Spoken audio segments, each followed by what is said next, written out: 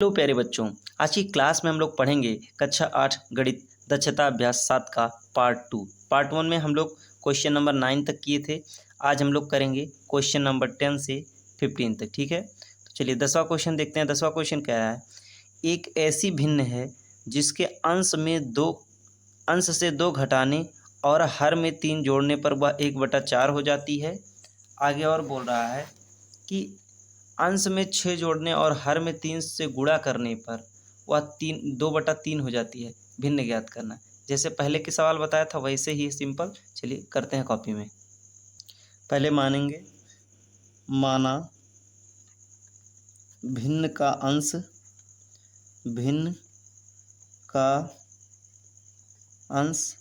अंश कितना मान ले रहे हैं x, और हर मान लेंगे भिन्न का हर बराबर y। अभी प्रश्नानुसार देखिए प्रश्न में क्या कह रहा है। प्रश्न में क्या बोला है, पहला कंडीशन बोला है कि यदि अंश में से 2 घटा दिया जाए और हर में 3 जोड़ दिया जाए तो 1/4 हो जाता है। अच्छा, साइड में ये भी लिख लेंगे भिन्न क्या है। देखिए भिन्न है x/y। प्यारे बच्चों, अगर अंश x है और हर y है तो वह भिन्न x/y होगा। जैसे 1/2 लिखा है तो इसमें ये अंश है और ये हर है, ठीक है ना। तो इसको कहेंगे अंश 1 है और हर 2 है, तो ऐसे ही अंश x है और हर y है। अब प्रश्न में जो कहा है वो कर लेते हैं। अंश में से 2 घटाने में बोला है, अंश में से 2 घटा दे रहे हैं और कहा है हर में 3 जोड़ देना है। हर में क्या करना है, 3 जोड़ देना, तो ये कितना हो जाएगा, 1/4 हो जाएगा। ये प्रश्न में बोला है। अभी क्या इनका तिर्यक गुणा हो जाएगा, ठीक है, यानी क्रॉस मल्टीप्लिकेशन हो जाएगा। तो 4 का गुणा होगा x-2 में और 1 का गुणा होगा y+3 में। 4x-8 बराबर 1 का y में होगा तो y, 1 का 3 में होगा तो 3। तो लिखेंगे 4x-y बराबर 3 इधर है, 8 इधर, माइनस का इधर आके प्लस का 8 हो जाएगा, तो हो जाएगा 4x-y बराबर 11। ये बन गया समीकरण 1। ठीक है, अभी देखते हैं दूसरा कंडीशन क्या बोला है। अंश में 6 जोड़ने तथा हर में 3 से गुणा करने पर 2/3 हो जाता है। कह रहा अंश में 6 जोड़ना है और हर में 3 से गुणा करना है, तो क्या हो जाएगा, 2/3 हो जाएगा। ये दूसरा कंडीशन है। फिर वही चीज़ होगा, क्रॉस गुणा हो जाएगा। तो अभी गुणा करने के बाद इधर लिखते हैं, ठीक है प्यारे बच्चों। यहाँ 3 का गुणा यहाँ होगा, देखिए लिख रहे हैं 3 का गुणा होगा x+6 में और 2 का गुणा होगा, अब 3 का y में गुणा होगा तो 3y हो जाएगा कि नहीं, 3 का y में गुणा होगा तो 3y हो जाएगा, ठीक है ना। अभी हो जाएगा 3x+18 बराबर 6y, ठीक है। तो लिखेंगे 3x-6y बराबर -18। ये बन गया समीकरण 2, ठीक है। अभी क्या है कि देखिए यहाँ 6y है, कैसे भी करके यहाँ भी 6y हो जाए तो हमारा विलोपन भी लग जाएगा, ठीक है। तो क्या करेंगे, समीकरण 1 में 6 से गुणा करने पर, किससे, 6 से गुणा करने पर। अब आप लोग लिख लीजिएगा समीकरण 1 में 6 से गुणा करने पर, मैं आगे डायरेक्ट लगा रहा हूँ। तो 6 से गुणा करेंगे, 6 चौक 24x हो जाएगा। क्या हो जाएगा, 24x माइनस 6y बराबर 11×6 = 66। ये बन गया समीकरण 3। अभी क्या है, ये भी माइनस का, ये भी माइनस का, दोनों माइनस का, तो क्या करेंगे, समीकरण 2 में से 3 घटा देंगे। समीकरण 2 में से 3 घटा देंगे, ठीक है। तो जब घटाएंगे तो क्या होगा, देखिए 3x-6y बराबर -18 और ये 24x-6y बराबर 66। घटाते हैं तो नीचे के चिन्ह बदल जाते हैं, यानी यहाँ प्लस है तो ये माइनस, यहाँ माइनस है तो ये प्लस, और यहाँ प्लस है तो ये माइनस, ठीक है। अभी देखिए प्लस माइनस ये कट गया, 24 में से 3 गया तो 21x बचेगा, यानी -21x बराबर 66 में 18 जुड़ जाएगा तो 8 6 14 के 4 और 6 1 7 1 हासिल 8, ठीक है ना। आगे करेंगे, देखिए x को यहीं रहने देंगे। अब देखिए यहाँ माइनस का 66 था, माइनस का 18, तो ये घट के हो जाएगा माइनस, मतलब सॉरी जुड़ के माइनस का 84 हो जाएगा। तो -84 बटे -21, माइनस से माइनस कट गया, 21 चौक 84, यानी x का मान कितना आ गया प्यारे बच्चों, x का मान आ गया 4, ठीक है। x का मान क्या आ गया, 4। अब x का मान किसी समीकरण में रख लेते हैं y का मान निकालने के लिए। तो x का मान समीकरण 1 में रखने पर यहाँ लिख रहे हैं x का मान समीकरण 1 में रखने पर, ठीक है। अब समीकरण 1 क्या है, 4x माइनस वाई बराबर 11। ये जो गुणे 6 हुआ इसको तो हम अपने पर्पज के लिए हम गुणा किए थे, ठीक है ना। असली समीकरण तो हमारा यही है, हम 6 से गुणा किए थे ताकि ये 6y दोनों बराबर हो जाएं और एक y में टर्मिनेट कर सकूं, काट सकूं, ताकि मान जो है केवल x के पद में रह जाए, ठीक है ना। तो x का मान आया था 4, तो 4 की x की जगह पे 4 लिखेंगे माइनस वाई बराबर 11। 4 चौक के 16। अब देखिए 11 इधर प्लस में इधर आके माइनस में 11 हो जाएगा, वाई इधर माइनस में इधर जाके वाई प्लस में हो जाएगा। तो 16 में से 11 गया 5, वाई का मान क्या आया 5 आया।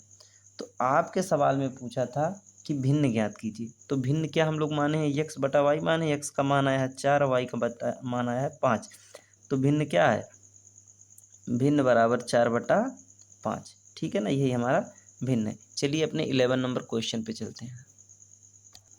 11वां क्वेश्चन है, यदि पिता की आयु में उसके पुत्र की आयु का 2 गुना जोड़ा जाए तो योगफल 70 होता है, और यदि पुत्र की आयु में पिता की आयु का 2 गुना जोड़ा जाए तो योगफल 95 होता है।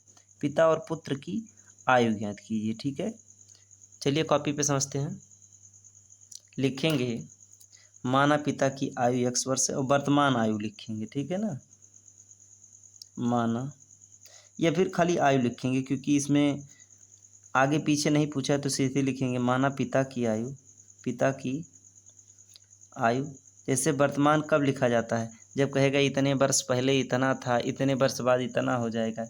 इसमें तो ऐसा कुछ बोला नहीं, तो माना पिता की आयु x वर्ष है, कितने वर्ष है, और बेटे की आयु यानी पुत्र की आयु कितनी है, पुत्र की आयु बराबर हम लोग y वर्ष मान लेंगे, ठीक है, ये मान लिए। अब प्रश्न में क्या कह रहा है उसके हिसाब से चलेंगे, ठीक है, प्रश्नानुसार, ठीक है ना। यदि पिता की आयु में उसके पुत्र के आयु का 2 गुना जोड़ दिया जाए तो 70 हो जाएगा, ये समीकरण 1 बन गया। दूसरा कंडीशन कह रहा है, यदि पुत्र की आयु में पिता का आयु का 2 गुना जोड़ दिया जाए, पुत्र की आयु में पिता की आयु का 2 गुना जोड़ दिया जाए तो कितना हो जा रहा है, 95 हो जा रहा है, ठीक है ना। ये समीकरण 2 बन गया हमारा। बोला है यदि पिता की आयु में पुत्र की आयु का 2 गुना जोड़ दिया जाए तो 70 हो जाएगा, और दूसरा कंडीशन कह रहा है यदि पुत्र की आयु में पिता की आयु का 2 गुना जोड़ दिया जाए तो 95 हो जा रहा है, यही बोला है अभी तक, ठीक है।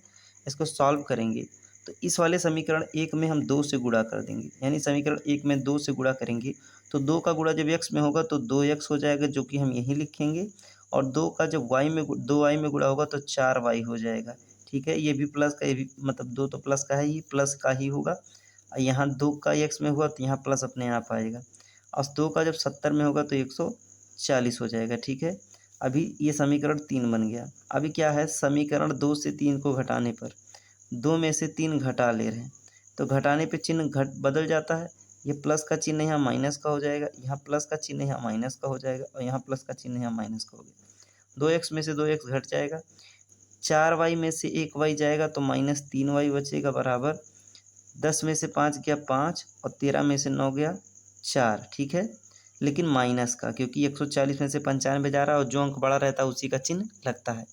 तो y बराबर होगा -45 बटा -3, माइनस से माइनस कट गया, 3 से काटेंगे 15 बार, तो y बराबर 15। y का मान कितना आया, 15 वर्ष आया, y माने पुत्र की आयु। अब y का मान किसी समीकरण में रखेंगे, तो मान लिया y का मान समीकरण 1 में रखने पर y का मान समीकरण 1 में रखने पर, ठीक है, तो समीकरण 1 क्या है, x प्लस 2y बराबर 70 है, तो x प्लस 2y का मान कितना आया है, 15 बराबर 70, तो x प्लस 30 बराबर 70, तो x बराबर 70 प्लस का 30 उधर जाके माइनस का 30 हो जाएगा, तो ये हो जाएगा x बराबर 40।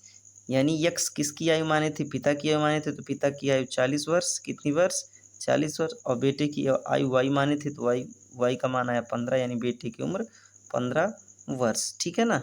चलिए चलते अपने 12 क्वेश्चन पे। 12वां क्वेश्चन है, चक्रीय चतुर्भुज ABCD में कोण A बराबर इतना, कोण B बराबर इतना, कोण C बराबर इतना, कोण D बराबर इतना, तो चतुर्भुज के चारों कोण ज्ञात कीजिए। चलिए कॉपी में लगाते हैं। प्यारे बच्चों, 12वें क्वेश्चन में जो जो दिया है पहले उसे लिख लेते हैं। तो दिया है कोण A बराबर दिया है 2x + 4 डिग्री। कोण B बराबर दिया है y + 3 ये डिग्री, ठीक है। अब कोण C बराबर दिया है 2y + 10 डिग्री और कोण D बराबर दिया है 4x - 5 डिग्री, ठीक है ना। ये इतना दिया हुआ है। अब इस क्वेश्चन में दिया है चक्रीय चतुर्भुज, तो आप जान लीजिए चक्रीय चतुर्भुज होता क्या है। यहाँ मैं बना रहा हूँ।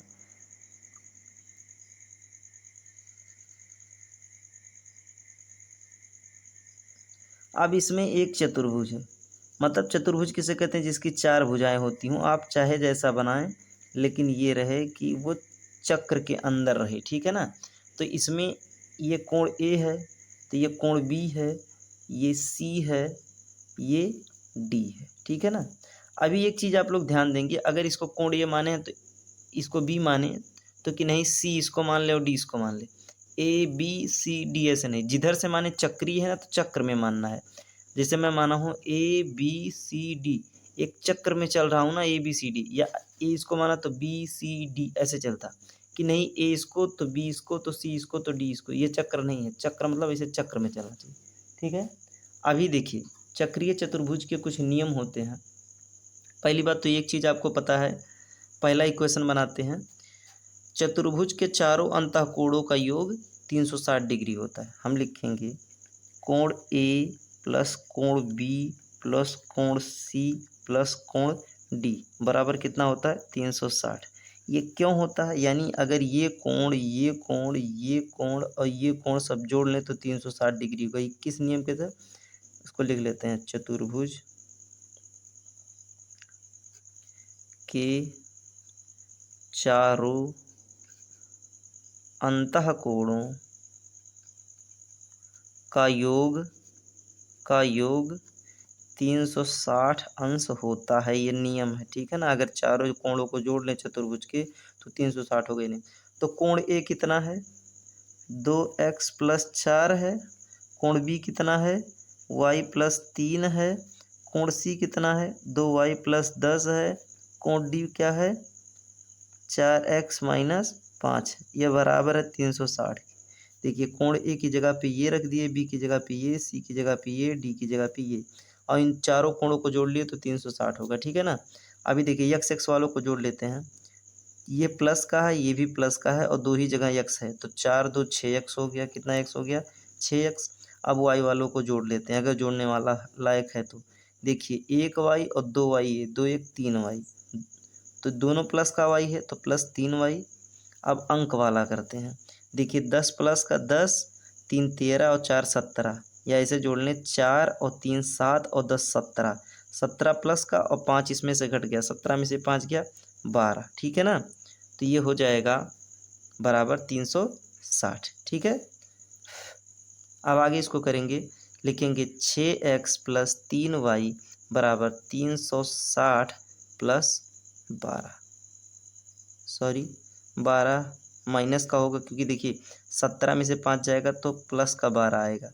एक बार फिर से समझा दे रहा हूँ, नहीं तो आप कन्फ्यूज हो। देखिए ये 4 है प्लस का, ये 3 है प्लस का, 4 3 7 और 10 17, 17 प्लस का आया, इसमें से जब 5 घटाएंगे तो 12 आएगा, तो 12 तो प्लस का ही आएगा, तो यानी यहाँ प्लस का 12, इधर आएंगे जब 12 तो इधर माइनस का 12 होगा, ठीक है ना। 10 में से 2 गया 8, यहाँ 5 में से 1 गया 4 और यहाँ 3, 348 होगा, ठीक है ना। तो लिख देंगे 6x + 3y बराबर 348, ये समीकरण 1 बन गया, ठीक है ना। हमारा पहला समीकरण बन गया। चक्रीय चतुर्भुज के कुछ और नियम होते हैं, ठीक है। चक्रीय चतुर्भुज में आमने सामने के कोणों का योग 180 अंश होता है। तो ए का आमने सामने का कोण क्या होगा, डी तो होगा नहीं, बी तो होगा नहीं, सी होगा। या सी के आमने सामने का कोण बी और डी तो होगा नहीं, ए होगा। या बी के आमने सामने का कोण डी होगा, डी के आमने सामने का कोण बी होगा। तो हम कोई दो कोण ले ले रहे हैं, ठीक है, जो आमने सामने पड़ते हों। तो हम ए और सी ले लें या फिर डी और बी ले लें। चलिए हम लोग ए और सी ले रहे हैं।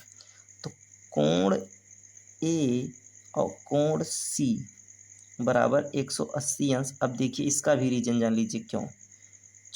चक्रीय चतुर्भुज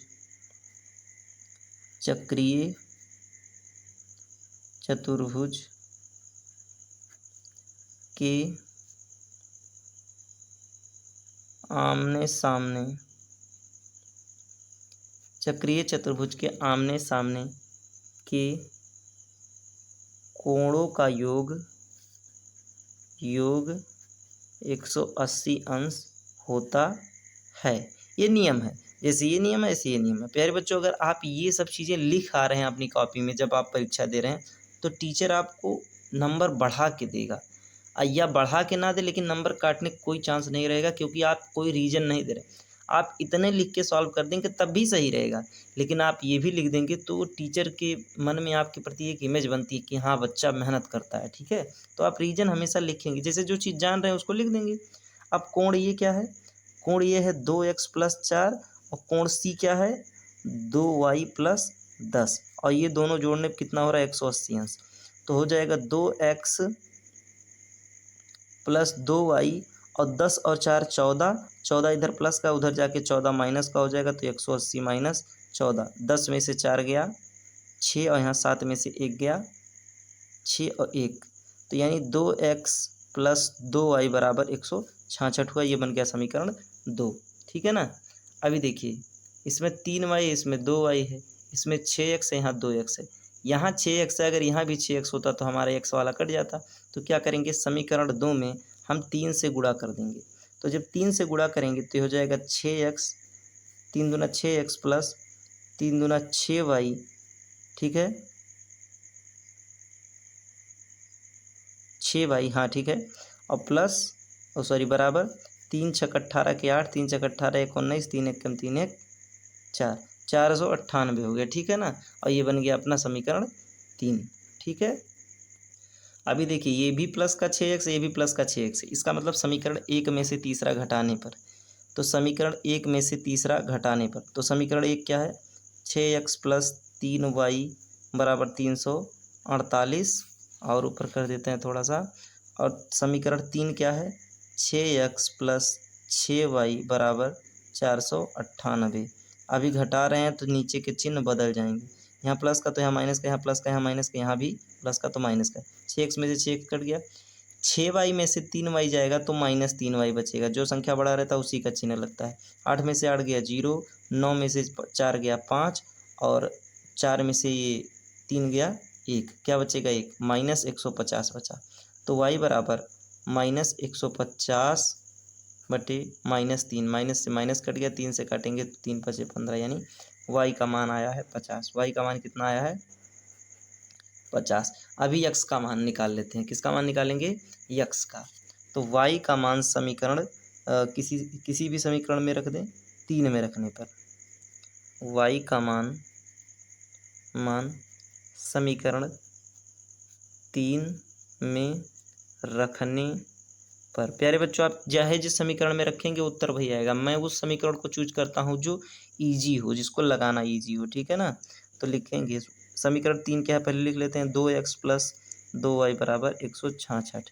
अब y का ये लिखेंगे 2x + 2y का मान आया 50 बराबर 166, तो हो जाएगा 2x, 50 का जब 2 में गुणा होगा तो 100 बराबर 166, तो 2x बराबर 166 माइनस, ये देखो प्लस का 100 उधर जाके माइनस का 100, तो 2x बराबर 166 में से 100 जाएगा 66 बचेगा, यानी x बराबर 33 आएगा, ठीक है ना। ये मतलब 2 का इसमें भाग जाएगा तो 33 ही तो आएगा, यानी x का मान आया है 33 और y का मान आया है 50। लेकिन सवाल में बोला था कि चारों कोणों का मान ज्ञात करना है। तो कोण ये अपना क्या है, देखिए कोण ये है 2x + 4, कोण ए बराबर 2x + 4 है, तो 2 और x का मान आया है 33 + 4, तो 33 दूना 66, 66 में 4 जोड़ लें तो कितना होता है 70, यानी कोण ए कितना आया 70 अंश आ गया, ठीक है ना। अब कोण बी क्या है, y+3 है, तो लिखेंगे यहाँ कोण बी बराबर y+3, तो y कितना आया था 50 और +3, तो 50 और 3 53, तो b कितना आया 53 अंश आया। कोण सी क्या दिया था 2y+10, तो कोण सी बराबर 2y+10, तो 2 और y का मान आया था 50 और +10, तो 50 में 2 का गुणा होगा तो 100 होगा, 100 में 10 जुड़ेगा तो 110 अंश हो जाएगा, ठीक है ना। कोण डी क्या बोला है 4x-5, तो लिखेंगे कोण डी बराबर 4x-5, तो 4x का मान आया है 33 -5, ठीक है। तो 3 चौक के 12 और 3 चौक के 12 1 13, 132 में से 5 जाएगा तो बचेगा 127 अंश, ठीक है। तो ये चारों कोण हम लोग निकाल लिए हैं। चलिए चलते हैं अपने 13 नंबर क्वेश्चन पर। 13वां क्वेश्चन है 3 मग और 2 बाल्टी का मूल्य 700 है, 5 मग तथा 3 बाल्टी का मूल्य 1100 है, एक मग और 1 बाल्टी का मूल्य अलग अलग ज्ञात करिए, ठीक है। चलिए सॉल्व करते हैं। लिखेंगे माना 1 मग का दाम बराबर x रुपये, कितना x रुपये, 1 मग का दाम x रुपये, और माना एक बाल्टी का दाम, माना एक बाल्टी का दाम बराबर y रुपये, ठीक है। तो अब प्रश्नानुसार प्रश्न में क्या कह रहा है इसको देखेंगे, ठीक है। प्रश्न में कह रहा है कि 3 मग और 2 बाल्टी का दाम 700 है, तो 1 मग का दाम x माने हैं तो 3 मग का दाम 3x होगा, प्लस 2 बाल्टी 1 बाल्टी का दाम y माने हैं तो 2 बाल्टी का दाम 2y होगा, और इन सब का दाम कितना है 700। एक बार फिर से बता रहा हूँ, हम 1 मग का दाम x रुपया माने हैं, 1 बाल्टी का दाम y माने हैं, तो कह रहा है 3 मग, तो 3 मग माने 1 मग x का है तो 3 मग 3x का, और 1 बाल्टी का दाम y है तो 2 बाल्टी का 2y होगा, और इन दोनों का जोड़ कितना है 700 है। ये पहला कंडीशन।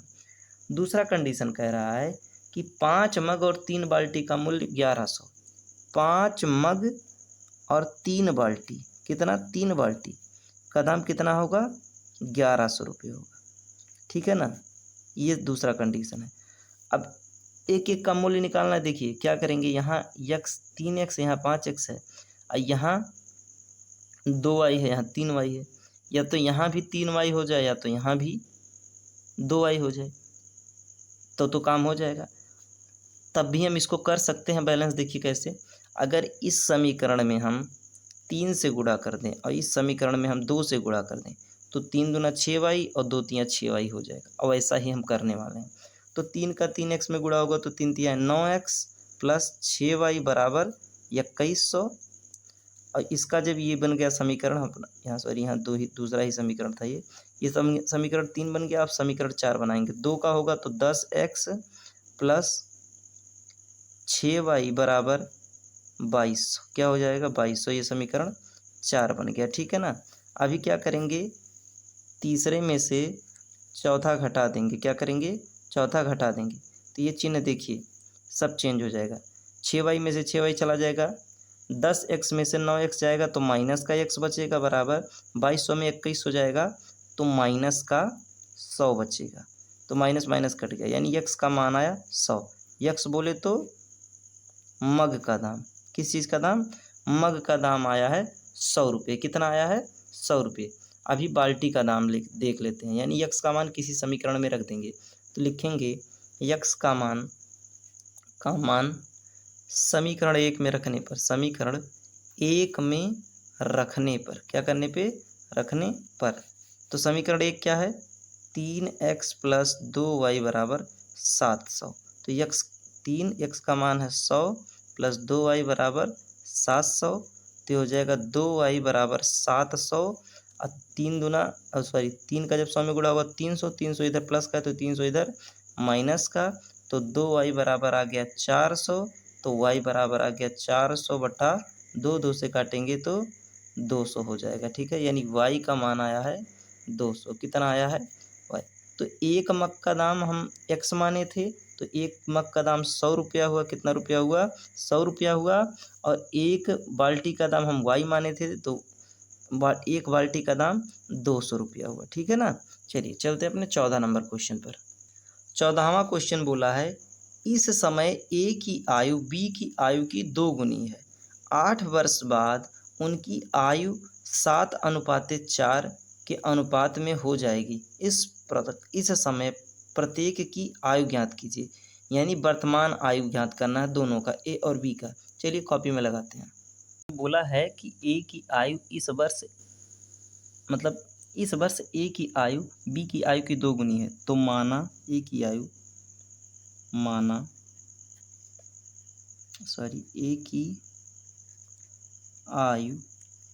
बराबर एक्स वर्ष। कितना वर्ष? और बी की आयु बराबर वाई वर्ष। ठीक है। अभी प्रश्नानुसार प्रश्न में क्या कह रहा है? प्रश्नानुसार कह रहा है कि ए की आयु बी की आयु की 2 गुनी है। ए की आयु बी की आयु की ए लिख दिए हैं। ए की आयु है एक्स वर्ष, यानी ए की आयु बी की आयु की 2 गुनी है। कितनी गुनी है? 2 गुनी है, यानी 2 से गुणा हो जाएगा। तो ये बन गया अपना पहला कंडीशन। ठीक है ना। इसको ऐसे भी लिख सकते हैं, एक्स माइनस 2y बराबर 0 भी लिख सकते हैं। इसको मान ले सकते हैं दूसरा समीकरण। ठीक है। अगला कंडीशन कह रहा है कि 8 वर्ष बाद उनकी आयु का अनुपात 7:4 है। तो मैं आप लोग को बताया था अनुपात कैसे लिखते हैं पिछले वीडियो में भी। देखिए 8 वर्ष बाद इन दोनों की आयु का अनुपात बोला है। दोनों के आयु का अनुपात बोला है कितना? 7:4 है। अनुपात हमेशा ऐसे लिखा जाता है, जिसका अनुपात दिया उसको बटे में कर लो और जो अनुपात दिया हो उसको बटे में कर लो। ठीक है। अब 4 का इसमें गुणा होगा, तो 4 का गुणा होगा x + 8 में, और 7 का गुणा होगा y + 8। ठीक है। 4x + 32 बराबर 7y + 56। ठीक है। तो इसको लिखेंगे 4x - 7y बराबर 56 - 32। 6 में से 2 गया 4, अब 5 में से 3 गया 2, यानी 4x - 7y बराबर 24। ये आया अपना। ठीक है। अभी देखिए यहाँ 4x है, यहाँ भी 4x होता तो काम हो जाता, या यहाँ 7y, यहाँ भी 7y होता तो काम हो जाता। तो यहाँ हम समीकरण 2 में 4 से गुणा करेंगे। तो जब 4 से गुणा करेंगे, अच्छा ये हमारा जो बना है समीकरण 3 बना है। ठीक है ना। तो हो जाएगा 4x - 8y बराबर 4 का 0 में गुणा होगा तो 0 ही होगा। ये बन गया अपना समीकरण 4। अभी क्या करेंगे? 3 में से 4 को घटाने पर, समीकरण 3 में से 4 घटाने पर, ठीक है ना। तो देखिए यहाँ माइनस हो जाएगा, क्योंकि यहाँ प्लस है माइनस, और यहाँ माइनस है तो यहाँ प्लस, और यहाँ प्लस है तो यहाँ माइनस। ठीक है ना। अभी क्या करेंगे? 4x में से 4x कट जाएगा, 8y में से 7y जाएगा तो y बचेगा, और 24 में से 0 जाएगा तो 24 ही बचेगा। यानी y का मान कितना आ गया? 24 आ गया। अब y का मान समीकरण 1 में रखने पर, y का मान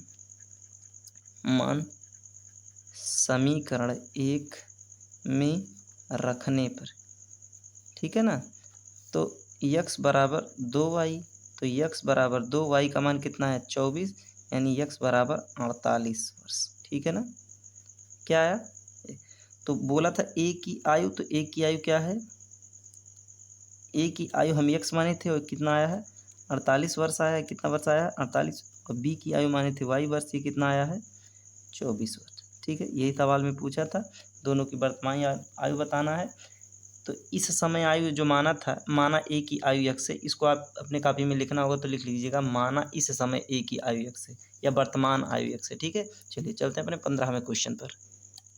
15वां क्वेश्चन है, एक व्यक्ति ने कुल 35,000 की पूंजी का 1/12% वार्षिक ब्याज की दर पर और शेष 14% वार्षिक ब्याज की दर पर उधार दिए। यानी अपना 35,000 रुपया उधार दे रहा है दूसरे को, लेकिन किसी से इसी 35,000 में से कुछ पैसा 12% पे ही दे दिया और कुछ पैसा 14% पे दे दिया।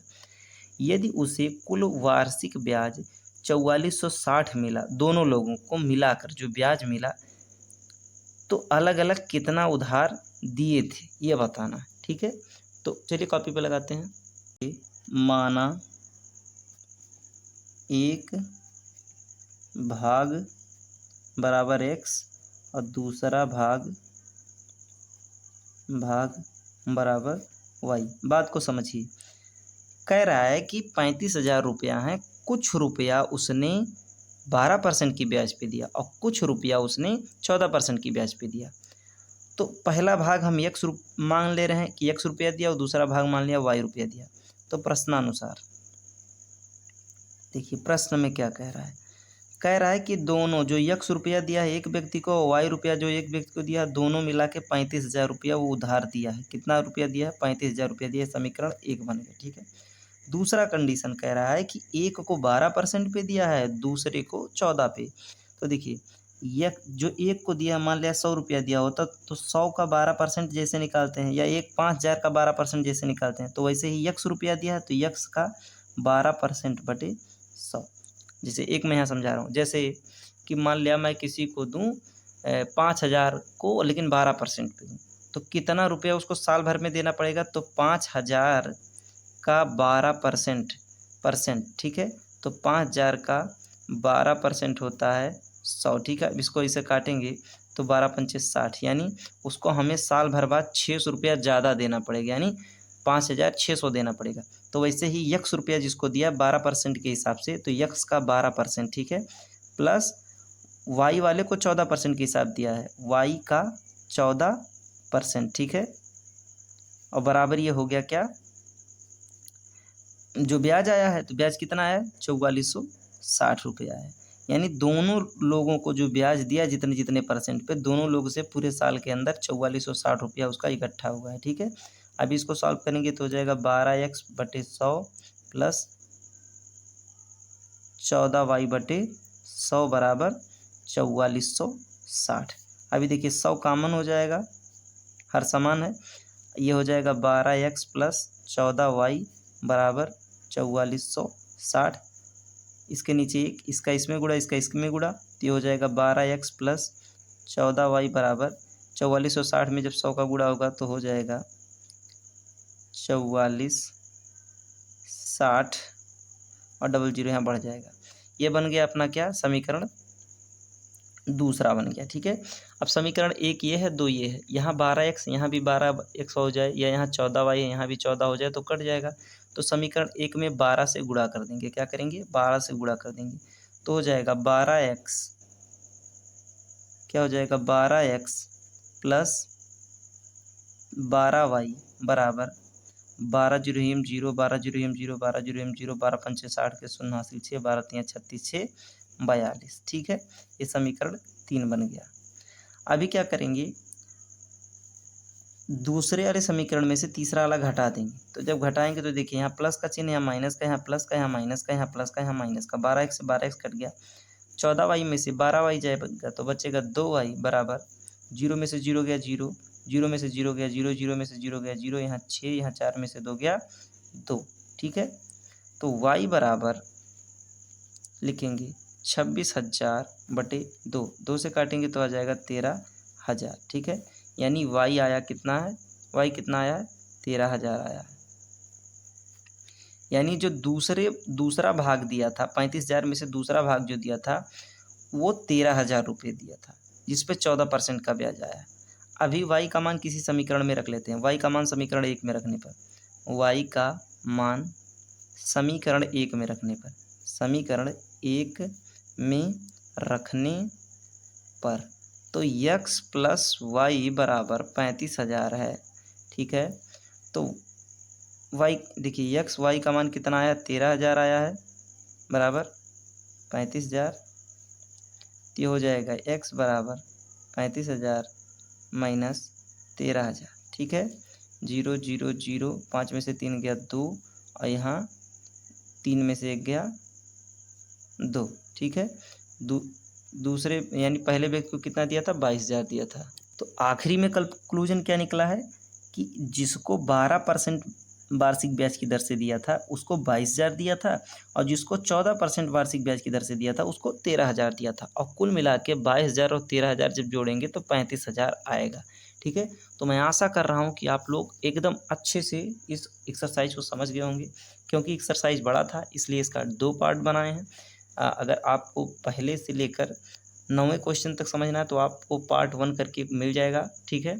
और बाकी सेकंड पार्ट में तो कवर करा ही दिए हैं। बाकी कोई इशू आ रहा है तो आप कमेंट करिए, मन लगा के पढ़ते रहिए। भले आप मैथ में क्यों ना कमज़ोर हों, अगर आप इसको समय देंगे मैथ को तो धीरे धीरे आप तेज़ हो ही जाएंगे, ठीक है।